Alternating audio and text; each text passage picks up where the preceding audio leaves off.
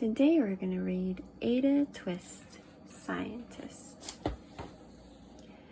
Ada Marie, said not a word till the day she turned 3. She bounced in her crib and she looked all around, observing the world, but not making a sound. She learned how to climb and make her big break, with a trail of chaos left in her wake. She ran through the day, chasing each sound in sight, and didn't slow down till she conked out at night, like up on the dresser. Her parents were frazzled, but tried not to freak, as Ada grew bigger and still did not speak. Clearly young Ada, with lots in her head, would have something to say when it ought to be said.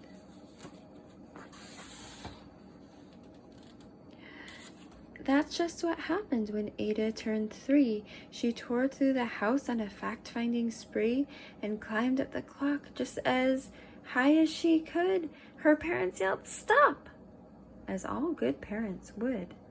Ada's chin quivered, but she did not cry. She took a deep breath and she simply asked, "Why?" Why does it tick, and why does it talk, and why don't we call it a granddaughter clock, and why are there pointy things stuck to a rose, and why are there hairs inside of your nose? She started with why, then what, how, and when. By bedtime she came back to why once again. She drifted to sleep as her dazed parents smiled at the curious thoughts of their curious child, who wanted to know what the world was about. They kissed her and whispered, "You'll figure it out."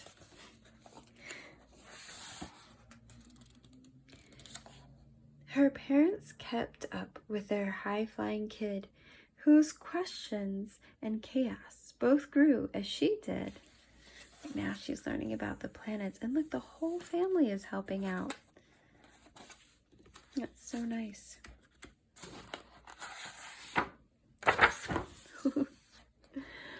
Even Miss Greer found her hands were quite full when young Ada's chaos wreaked havoc at school. But this much was clear about Miss Ada Twist. She had all the traits of a great scientist. Ada was busy that first day of spring, testing the sounds that make mockingbirds sing, when a horrible stench whacked her right in the nose, a pungent aroma that curled up her toes. "Zowie!" said Ada, which got her to thinking. What is the source of that terrible stinking?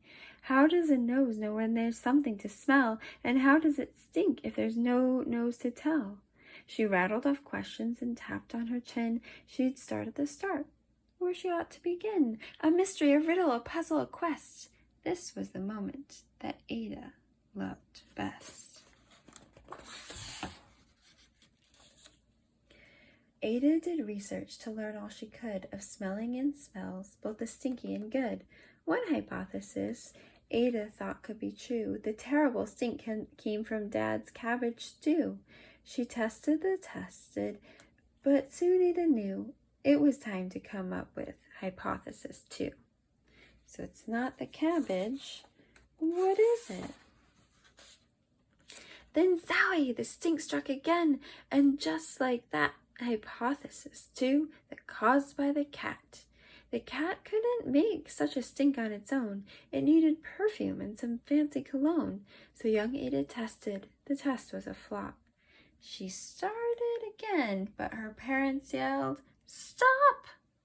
'Cause can a cat go in a washing machine?" No, that would not be good for the cat. Uh-oh. Ada Marie, to the thinking chair now, by the time we count 3. Enough, said her mother. That's it, said her dad. Her parents were frustrated, frazzled, and mad. Why? Ada questioned. Her mother said no. What? Ada queried. Her father said go. You've ruined our supper. You've made the cat stink. Enough with your questions. Now sit there and think. She looked at her parents. Her heart turned to goo. Poor Ada Twist didn't know what to do. She sat all alone by herself in the hall, And Ada once more could say nothing at all. And so Ada sat, and she sat, and she sat, and she thought about science and Stu and the cat, and how our experiments made such a mess. Does it have to be so? Is that part of success? Are messes a problem? And while she was thinking, what was the source of that terrible stinking? Ada Marie did what scientists do. She asked a small question, and then she asked two, and each one of those led her to 3 questions more, and some of those questions resulted in 4. As Ada got thinking, she really dug in. She scribbled her questions and tapped on her chin. She started at why, and then what, how, and when. At the end of the hall, she reached why once again. Whoa. Look at all that she wrote on the wall. What would your parents think if they saw all that you wrote on the wall?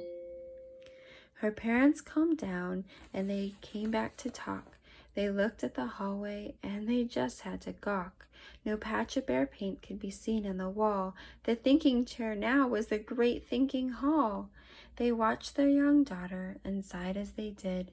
What would they do with this curious kid who wanted to know what the world is about? They smiled and whispered, "We'll figure it out." They're such nice mom and dad. Oh, look what they made for her. This is paper on this giant wheel so she can write all her ideas. And that's what they did, because that's what you do.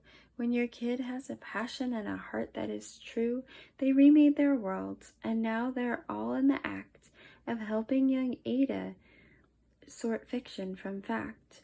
She asked lots of questions. How could she resist? It's all in the heart of a young scientist.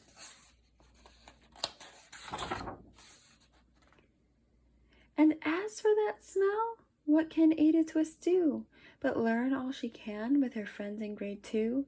Will they discover the stink that curls toes? Well, that is the question.